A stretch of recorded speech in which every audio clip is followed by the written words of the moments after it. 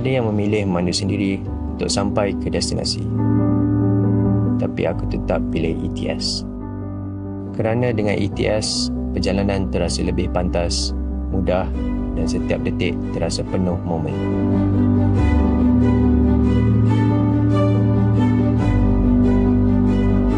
Dalam ratusan penumpang yang menaiki train ini, setiap seorang membawa cerita yang berbeza.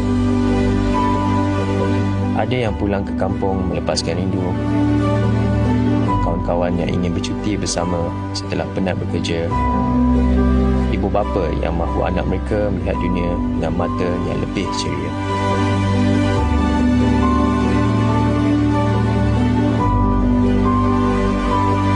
Ya, ETS dah sampai JB. Hari ini, aku sendiri sedang menuju ke destinasi baru untuk mencipta momen bersama ETS. Di sini aku ingin merasai pengalaman baru, mencari keseronokan dan merakam cerita baru aku di sini.